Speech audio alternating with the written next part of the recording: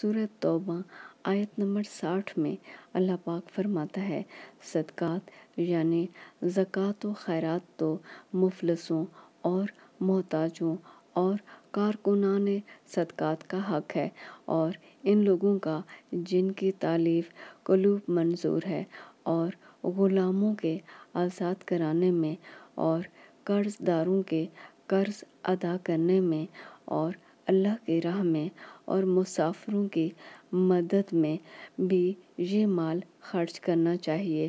یہ حقوق اللہ کی طرف سے مقرر کر دیے گئے ہیں، اور اللہ جاننے والا اور حکمت والا ہے۔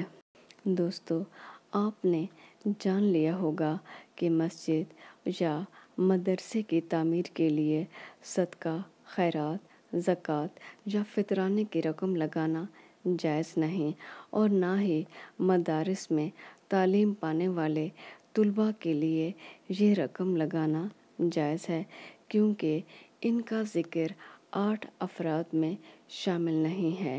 اسی طرح مسجد اور مدارس کی تعمیر کا ذکر بھی ان 8 افراد میں شامل نہیں ہے، جس کا ذکر اللہ پاک نے سورۃ توبہ میں آیت نمبر 60 میں کیا ہے۔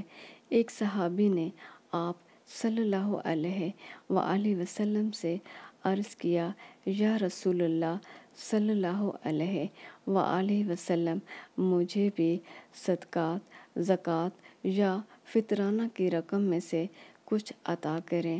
آپ صلی اللہ علیہ وآلہ وسلم نے فرمایا، کیا تم ان 8 افراد میں شامل ہو جن کا ذکر سورۃ توبہ میں آیا ہے؟ اس شخص نے کہا، یا رسول اللہ، میں ان میں شامل نہیں ہوں۔ تو آپ صلی اللہ علیہ وآلہ وسلم نے فرمایا، یہ اللہ کی مقرر کردہ حدیں ہیں، یہ 8 افراد ہیں، اس میں کسی ایک کا بھی اضافہ نہیں کر سکتا۔